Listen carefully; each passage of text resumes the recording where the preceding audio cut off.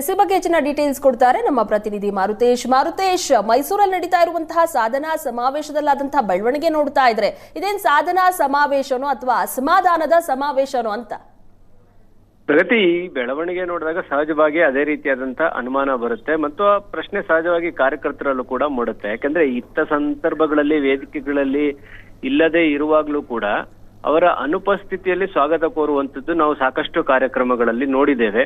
ಆದ್ರೆ ಮುಖ್ಯಮಂತ್ರಿಗಳು ಅದನ್ನ ಹೇಳಲಿಕ್ಕೆ ರೆಡಿ ಇಲ್ಲ ಅನ್ನೋದು ಬಹಳ ಸ್ಪಷ್ಟವಾಗಿ ಗೊತ್ತಾಗ್ತಿತ್ತು. ಬಹುಶಃ ಅದು ನಿರೂಪಕರು ಯಾರಾದ್ರೂ ಸ್ವಾಗತ ಕೋರೋದಾಗಿದ್ರೆ ನಿರೂಪಕರು ವೇದಿಕೆಯಲ್ಲಿ ಇದ್ದವ್ರ ಹೆಸರು ಇಲ್ದಿರೋರ ಹೆಸರನ್ನೆಲ್ಲ ಹೇಳಿ ಅವರ ಅನುಪಸ್ಥಿತಿಯಲ್ಲಿ ಸ್ವಾಗತ ಕೋರೋದನ್ನ ನಾವು ಹಿಂದಿನಿಂದಲೂ ಇತರ ರಾಜಕೀಯ ಕಾರ್ಯಕ್ರಮಗಳಿರ್ಬೋದು, ಸರ್ಕಾರಿ ಕಾರ್ಯಕ್ರಮಗಳಲ್ಲಿ ನೋಡಿದ್ದೇವೆ. ಆದ್ರೆ ಮುಖ್ಯಮಂತ್ರಿಗಳಿಗೆ ಅಲ್ಲಿ ಸ್ಥಳೀಯ ಕಾಂಗ್ರೆಸ್ ಮುಖಂಡರು ಡಿ.ಕೆ. ಶಿವಕುಮಾರ್ ಅವರಿಗೆ ಸ್ವಾಗತ ಕೋರಿಲ್ಲ ಅಂತ ಹೇಳಿದಾಗಿಯೂ ಕೂಡ ಸಿದ್ದರಾಮಯ್ಯವರು ಬಹಳ ಖಾರವಾಗಿ ಪ್ರತಿಕ್ರಿಯಿಸಿದ್ದಾರೆ. ಮನೆಯಲ್ಲಿ ಕೂತಿರೋರಿಗೆ ಅಲ್ಲ ಅನ್ನೋದನ್ನ ಬಹಳ ಖಾರವಾಗಿ ಪ್ರತಿಕ್ರಿಯಿಸಿದ್ದಾರೆ. ಇದರ ಜೊತೆಗೆ ಡಿ.ಕೆ. ಶಿವಕುಮಾರ್ ಅವರು ಬೆಂಗಳೂರಿಗೆ ಹೋದ್ರು, ಅವರೇನು ಕಾರ್ಯಕ್ರಮ ಇದೆ ಎನ್ನುವ ಕಾರಣಕ್ಕಾಗಿ ಬೆಂಗಳೂರಿಗೆ ಹೋಗಿದ್ದಾರೆ.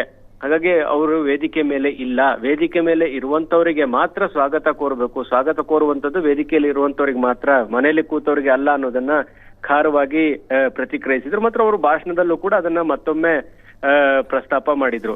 ಒಂದು ಕಡೆ ಈಗ ಮುಖ್ಯಮಂತ್ರಿಗಳು ನಾನೇ 5 ವರ್ಷ ಸಿಎಂ ಆಗಿ ಮುಂದುವರಿತೀನಿ ಅಂತ ಹೇಳಿದ್ಮೇಲೆ ಇಬ್ಬರ ನಡುವಿನ ಕೆಮಿಸ್ಟ್ರಿ ಅಷ್ಟು ಚೆನ್ನಾಗಿ ಇಲ್ಲ ಅನ್ನುವಂಥದ್ದು. ಯಾಕೆಂದ್ರೆ ಮೊನ್ನೆ ಮೈಸೂರಿಗೆ ಇದಕ್ಕೂ ಮುಂಚೆ ಅಂದ್ರೆ ಸಿಎಂ 5 ವರ್ಷ ನಾನೇ ಅಂತ ಹೇಳೋದಕ್ಕಿಂತ ಮುಂಚೆ ಹೋದಂತ ಕಾರ್ಯಕ್ರಮದಲ್ಲೂ ಕೂಡ ಡಿ.ಕೆ. ಶಿವಕುಮಾರ್ ಅವರ ಕೈ ಎತ್ತಿ ಹಿಡಿದು 5 ವರ್ಷ ಸರ್ಕಾರ ಸುಭದ್ರವಾಗಿರುತ್ತೆ, 5 ವರ್ಷ ಸರ್ಕಾರ ಬಂಡೆಯಂತೆ ಇರುತ್ತೆ ಅನ್ನುವಂತ ಮಾತನ್ನ ಹೇಳಿದ್ರು. ಆಗ ಈ ಪರಸ್ಪರ ಇಬ್ರು ಕೂಡ ಖುಷಿಯಿಂದಲೇ ಮಾತನಾಡಿದ್ರು. ಯಾವಾಗ ದೆಹಲಿ ಭೇಟಿ ಹೋಗಿ ಬಂದ್ರು ಮುಖ್ಯಮಂತ್ರಿಗಳು, ಆಗಿನಿಂದಲೂ ಸ್ವಲ್ಪ ಒಂದಷ್ಟು ಬೇಸರ ಅಂತೂ ಡಿ.ಕೆ. ಶಿವಕುಮಾರ್ ಅವರಿಗೆ ಇದ್ದೇ ಇದೆ. ಯಾಕಂದ್ರೆ ಇದು ಹೈಕಮಾಂಡ್ ನಾಯಕರು ತೀರ್ಮಾನ ಮಾಡ್ಬೇಕಾಗಿರುವಂತ ವಿಚಾರ. ಆದ್ರೆ ಮುಖ್ಯಮಂತ್ರಿಗಳೇ ಖುದ್ದು ನಾನೇ 5 ವರ್ಷ ಮುಖ್ಯಮಂತ್ರಿ ಅಂತ ಹೇಳಿದಾಗ, ನಂದಿ ಬೆಟ್ಟದ ಕ್ಯಾಬಿನೆಟ್ ಮೀಟಿಂಗ್ ಸಂದರ್ಭದಲ್ಲೂ ಕೂಡ ಹೇಳಿದಾಗ್ಲೂ ಡಿ.ಕೆ. ಶಿವಕುಮಾರ್ ಬಹಳ ಬೇಸರದಿಂದಲೇ ಮಾತನಾಡಿದ್ರು. ನನಗೇನು ಬೇರೆ ಆಪ್ಷನ್ಸ್ ಗಳೇ ಇಲ್ಲ, ನಾನು ಅವ್ರನ್ನ ಬೆಂಬಲಿಸಬೇಕು ಅನ್ನುವಂತ ಮಾತನ್ನ ಹೇಳಿದ್ರು. ದೆಹಲಿಯ ಭೇಟಿಯ ಬಳಿಕ ಕೂಡ ಡಿ.ಕೆ. ಶಿವಕುಮಾರ್ ಈ ವಿಚಾರದ ಬಗ್ಗೆ ನಾನು ಯಾವುದೇ ಕಾರಣಕ್ಕೂ ಮಾತನಾಡಲ್ಲ ಅನ್ನುವಂಥದ್ದನ್ನ ಹೇಳಿದ್ರು. ಅಂದ್ರೆ ಅವರಿಗೆ ಆಗಿರ್ತಕ್ಕಂಥ ಬೇಸರದ ಬಗ್ಗೆ ಅವರ ನಡವಳಿಕೆಗಳು, ಅವರ ಮಾತುಗಳು ಕೂಡ ಒಂದ್ ರೀತಿ ಪ್ರತಿಫಲನದ ರೀತಿ ಕಾಣಿಸ್ತಾ ಇದೆ. ಈ ನಡುವೆ ಇವತ್ತಿನ ಮೈಸೂರಿನ ಸಾಧನಾ ಸಮಾವೇಶ ಕಾರ್ಯಕ್ರಮದಲ್ಲೂ ಕೂಡ ಡಿ.ಕೆ. ಶಿವಕುಮಾರ್ ಅವರ ಬೆಂಗಾವಲು ವಾಹನ ಅಪಘಾತ ಆಗಿತ್ತು ಅನ್ನೋ ಕಾರಣಕ್ಕಾಗಿಯೋ ಅಥವಾ ಬೆಂಗಳೂರಿನಲ್ಲಿ ಅವ್ರದ್ದು ಇನ್ನೊಂದು ಕಾರ್ಯಕ್ರಮ ಇತ್ತು ಅನ್ನೋ ಕಾರಣಕ್ಕಾಗಿಯೋ ಬೇಗನೆ ಭಾಷಣ ಮುಗಿಸಿ ಹೊರಟಿದ್ದಾರೆ. ಸ್ವಾಗತ ಕೋರುವಂತ ಸಂದರ್ಭದಲ್ಲಿ ಅಂದ್ರೆ ಮುಖ್ಯಮಂತ್ರಿಗಳು ಸ್ವಾಗತ ಕೋರುವಂತ ಸಂದರ್ಭದಲ್ಲಿ ಡಿ.ಕೆ. ಶಿವಕುಮಾರ್ ವೇದಿಕೆ ಮೇಲೆ ಇರ್ಲಿಲ್ಲ.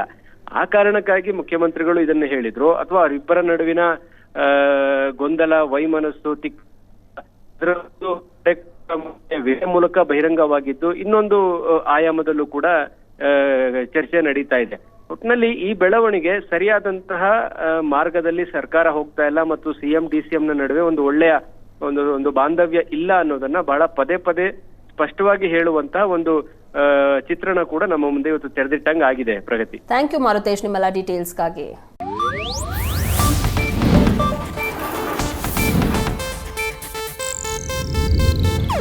ಇದು ಏಷ್ಯಾನೆಟ್ ನ್ಯೂಸ್ ನೆಟ್ವರ್ಕ್ ಪ್ರಸ್ತುತಿ.